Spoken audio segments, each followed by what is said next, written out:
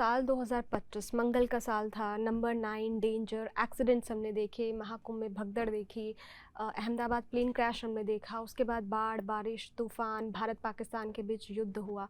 तो नंबर 9 जो था वो बहुत डेंजर ईयर था। तो इसे क्या 2026, जैसा कि आपने बताया, नंबर 1 है, लीडरशिप का साल है ये, तो कैसे हम नई शुरुआत कह सकते हैं? क्या ये साल जो है वो लोगों के लिए एक नई शुरुआत का साल साबित हो सकता है?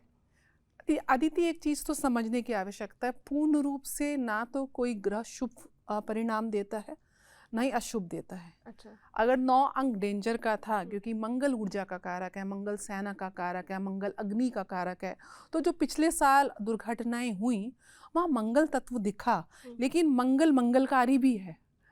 राम मंदिर का शिलान्यास भी हुआ, जी। बहुत से नए कानून पारित हुए, तो बहुत सी अच्छी चीज़ें भी हुई। तो प्लस और माइनस हर ग्रह का ट्रेट्स होते हैं।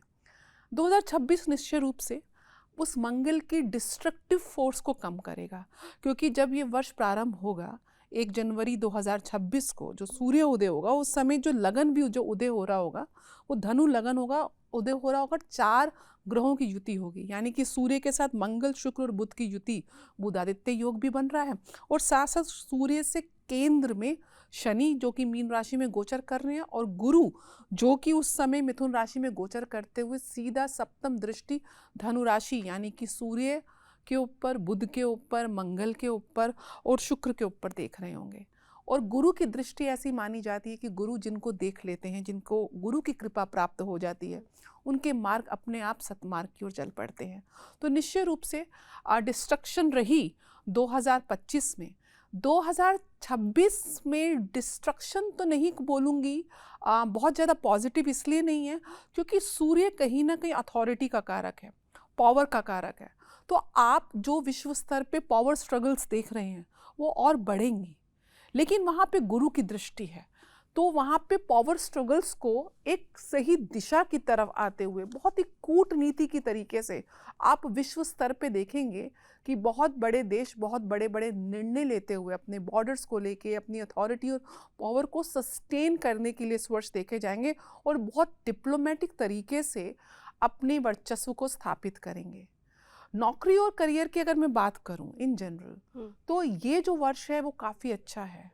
विशेष तौर से जो लोगों में एक रिस्क टेकिंग कैपेसिटी है, होती है, इनिशिएटिव लेने की कैपेसिटी होती है, आप देखेंगे कि जो लोग बहुत डेडिकेशन से अपना काम कर रहे हैं उनको अपने नौकरी में प्रमोशंस होते हुए दिखेंगे, हायर स्केल रैंकिंग मिलेगी, इंक्रीमेंट मिलेगी सैलरी में। लीडरशिप रोल्स जो लोग करते हैं, जो मैनेजमेंट से जुड़े हुए लोग हैं, सरकारी तंत्र से जुड़े हुए लोग हैं, जो सेल्फ एम्प्लॉयमेंट, जो अपना स्व व्यवसाय करते हैं, या जो नए स्टार्टअप्स प्रारंभ करने की जो प्लानिंग कर रहे हैं, काफ़ी समय से उनको वो एनर्जी नहीं मिल रही है, इस साल वो किक मिलने वाली है। आप इस साल नए नए सेल्फ एम्प्लॉयमेंट स्टार्टअप्स देखेंगे। कम्पिटिटिव एग्ज़ाम्स में और गवर्नमेंट सर्विस में और नए एंटरप्रेन्योरशिप में आप लोगों को बहुत ज़्यादा एक प्रकार से पार्टिसिपेशन लेते हुए देखेंगे, और साथ साथ वो बहुत ज़्यादा लकी भी रहेंगे। जो लोग बहुत डेडिकेशन से इस साल अपनी क्षमता से बाहर निकल के काम करने की जो है गट्स को वो रखेंगे, तो निश्चय रूप से चाहे नौकरी हो, चाहे व्यवसाय हो, चाहे आपका पॉलिटिकल करियर हो, अथॉरिटी को बड़े बड़े जो देश के नेता हैं उनको अथॉरिटी अगर स्टैब्लिश करनी हो, तो ये साल कहीं ना कहीं उनको बहुत ज़्यादा अपॉर्चुनिटीज़ देने वाला है।